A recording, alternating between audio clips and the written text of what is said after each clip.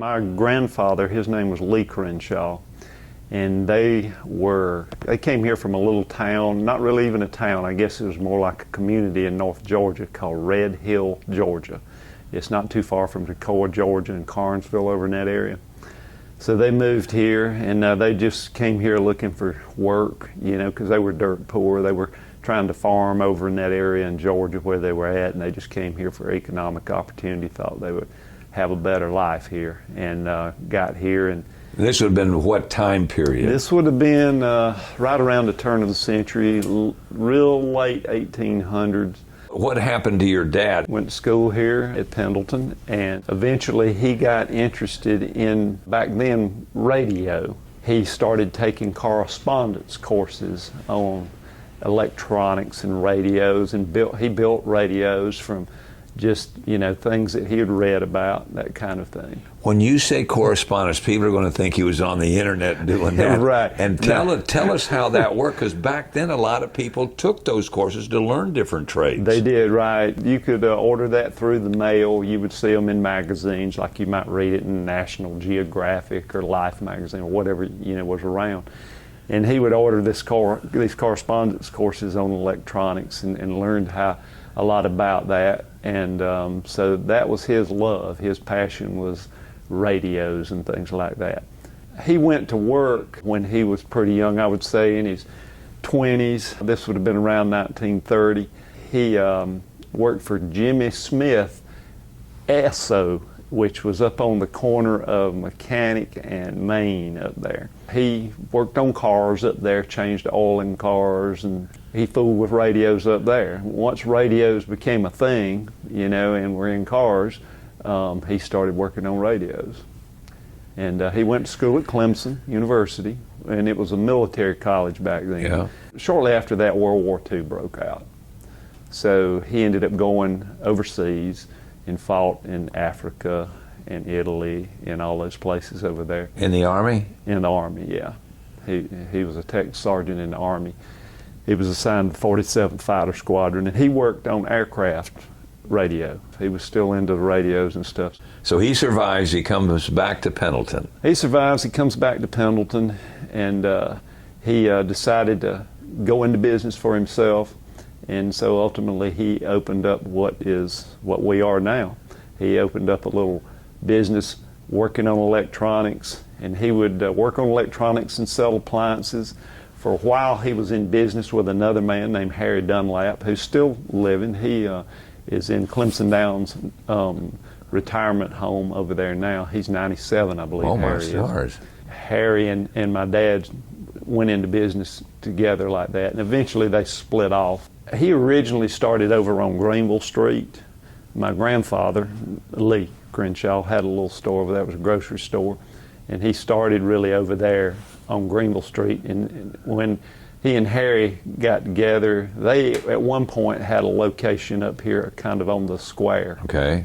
In 1967, we moved into this location and got a lot bigger, because this was a lot bigger building. And so we got more into appliances, kind of used that other old location for a warehouse, sort of. And we had a little bit of warehouse space here at that time, but we started selling a lot of appliances. We've got an old refrigerator up there. You think it's a 1951 model. It's a Frigidaire, and it was built by General Motors. Of course, General Motors, you don't think of them building refrigerators. No, you don't. But during the war, you know, they built a lot of things. They built a lot of military equipment, et cetera, and they got into building refrigerators. So that refrigerator we have up there, which looks like new, still works. About a block or so from here, there's what is now the Pendleton Fire Department. Yeah. At one time, it was Pendleton Town Hall. That was an ice house. So, you know, you've heard people talk about ice boxes. Yeah. You know, refer to the refrigerator as the ice box. Yeah. Well, that's what it was. And they would go to this place and buy a big old block of ice, or they would deliver it to them.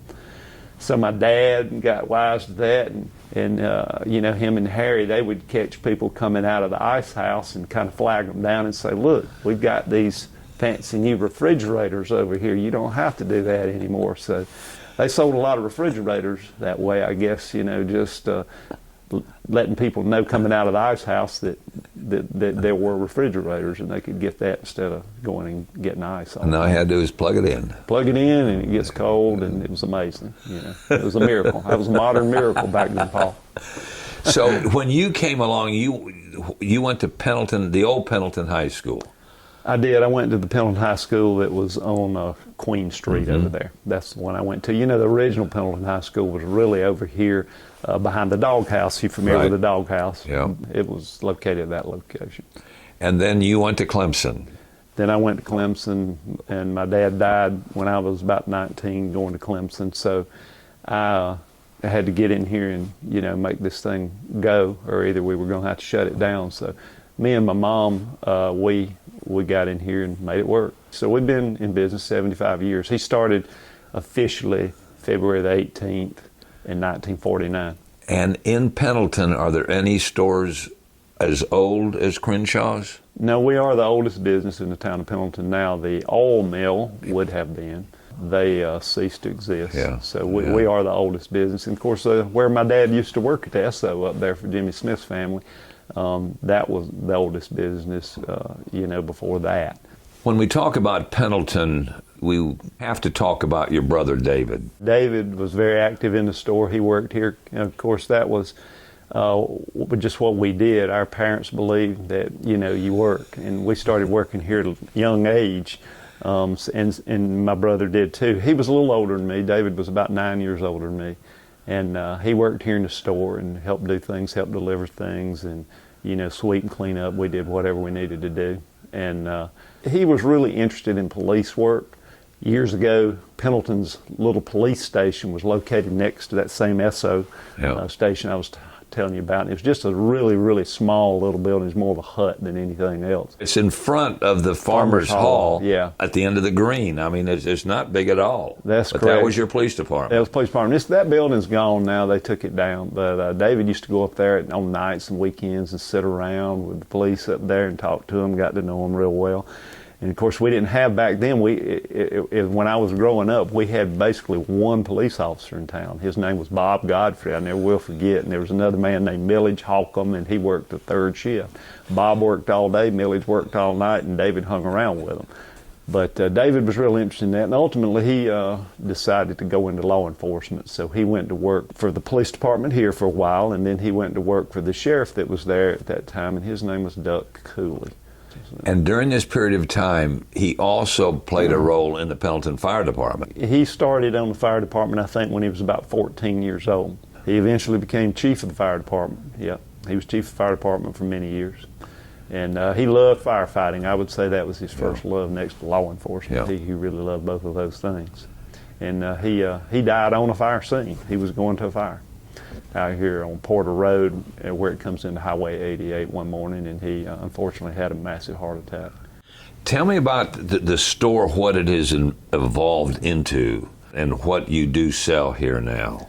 My dad was real interested in electronics, evolved into appliances, and that's still pretty much what we do. We sell TVs and appliances. We sell all kinds of appliances. We sell some commercial stuff too in appliances, like ice machines and things, commercial ice machines and commercial laundry, but mostly residential stuff. And the same thing with TVs. We're a dealer for Sony and Samsung and LG televisions. We carry audio video stuff. We do home theater. We're a automation and control dealer for a company called Control 4. So we do automation systems in homes, and we do commercial automation systems. But the big difference, I guess, with us and other places that sell those items is we service them too. You can buy an appliance at any box store, but we work on what we sell. And really, most of those places, your relationship with them ends when you walk out the door. If you have a problem, they're going to say, well, here's an 800 number, you know. But we're kind of a dinosaur in that area. There's nobody like us really around here that actually works on their appliances much. We're part of a buying group, too, called Brand Source. We've actually been a member of Brand Source for 30 years now. It's a buying group. We have a lot of independent dealers that are part of it that are kind of like us. So there are several thousand independent dealers that make up Brand Source. And Brand Source actually merged with another buying group out of Canada called Trib. So I think the total now is somewhere around 8,000 dealers we have that are brand source dealers. So we basically are able to buy at a really good price level, so that keeps us on a level playing field with places like Lowe's and Home Depot and Best Buy and whoever, the box stores of the world. So it's a really good thing, and that group is member owned. When we started with Brand Source, we actually had to buy stock in Brand Source. Did you really? Yeah, so we actually own part of Brand Source. We're able to really be competitive with price. In fact, we run a price scraper on our website, and basically we set a price rule with that where, we can tell what everybody is selling it for, and we're at that price or lower. So, that's helped us, I think, achieve a lot of credibility with the consumer in knowing that, hey, I can buy from a local store at the same price. Because a lot of times the box stores will create, what's called a discount illusion. You just get brainwashed into thinking that their price is always the lowest, but it's not. When you come in here, odds are we're probably going to know you by name. We'll probably remember who you are, possibly. Or who your daddy was, or who your granddaddy whatever. was. So we try to treat you like family, like a friend. How did you become involved in politics? What triggered that interest? Well, I went on town council in 1990. I got an opportunity, I guess you would say. It wasn't because of anything good, really, because Mr. Jerry Sloan Sr., and I think you know his son pretty well, Jerry Jr., but Mr. Sloan had been mayor of Pendleton a couple times, and he was on town council in Ward 4 because he lived in the same ward, and he unfortunately passed away. So I ran in a special election because there were some folks that thought I might be okay for that job. Some of my family, my brother David, and he said, you ought to run, so. How many were in that race? There was nobody in that race. Actually, I went in, I just filed my petition. What you have to do in Pendleton is you have to get a petition of 5% of the registered voters in town, which I did. Got them all to sign, and so that allows you to pay your money and get on the ballot. In that particular case, nobody came out against me. So I went right in, and I've been on town council since then, and I've had to run, but so far I've been successful in winning, so I'm still there since 1990. Oldest one on council? I'm the oldest one on council. How does Pendleton government work? You've got a city manager, you've got a police department. Run that down for me. Yeah, so our form of government, and all that's defined under a section of South Carolina law called Home Rule, which defines the powers and the duties of a local government in general. We're a strong mayor form of government.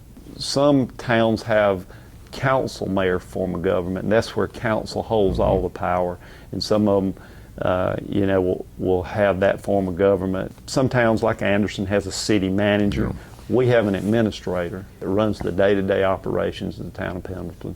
Then council, they hold the purse strings, and they also vote to hire the administrator and who the administrator is and those kind of things. And I like keeping council and everybody involved on every decision. That's really my style of management. I believe in the team concept, and I think we have a really good team here in town of Pendleton. We have a really good council. We got, and my hat's off to anybody that's willing to do it. It's a lot of work, and it's a lot of your time, and we've got some very dedicated people on council that give of their time and energy, and I think it shows. You look around this town, our council and our staff down there done just a terrific job in making this town go. You had a police department, then you experimented with doing away with the police department and allowing law enforcement to be under the umbrella of the Anderson County Sheriff's Department. Right. And then you decided maybe you wanted to have a police department again. The thing about the sheriff's office, and they do a great job, I think we got a great sheriff now in Chad McBride, but it can change depending on who the sheriff is and what their goals are and what they want to focus on and so on and so forth. And just generally speaking, the sheriff's department stays very busy. Yeah. They have a lot of ground to cover. If you look at Anderson County, it's huge geographically, so it's hard for them to cover everything, and they take a lot of calls. So they don't have the time for, I would say, minor calls that you would get, like you say, you know, I've got a suspicious vehicle outside my house. They're going to come, certainly, but that's not a priority with them. You know, they're probably busy with an armed robbery going on or something else. You know, it's no telling. So, you know, having your own police department, if somebody says we got a suspicious vehicle, we're going to go check that out. We're going to have our guys riding around town meeting people. They're going to know who we are. They're going to know who our officers are. If you're speeding out here, you know, they're running traffic. The county doesn't have much time for that, but you know, we're going to be making sure when people driving through town, they're driving at a safe speed, because we have a lot of people that walk in Pendleton, and we're trying to make our town very pedestrian friendly. So you don't have any, you know, I guess you're not scared to get out here and walk around. In closing, what do you see in your crystal ball for Pendleton coming up in the next little while? Well, I think we're going to continue to see growth. You know, obviously you look around, Anderson County's done a tremendous job with economic development. You know, Burris Nelson and Rusty Burns and all those guys down there done a great job. And, you know, I think one of the best things you can do for anybody is give them a job. Yep. You know, it's a great thing. So I think what you're going to see is even more growth. Obviously, you know, I understand Arthrex will have 10,000 people working there for it's all over.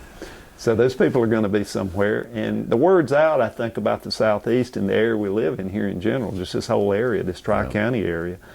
And one reason these companies come here is because they need a trained workforce. Well, what do you have around you? You've got Tri-County Technical College, you've got Clemson University, you've got Anderson University. You know, you've got the perfect environment to come in and develop a trained workforce. So I think that's why. So we're going to see the growth, and you know, we want to make sure we're careful to maintain our historical character and the uniqueness of our downtown area here, especially the history we have around us here. Pendleton is just a special place. Is. You know, we're going to no doubt have some growth on the outskirts of town, and you know, you've seen where we've annexed some of it in. And it's going to be a little different, but you know, the downtown here, we hope to keep it like it is.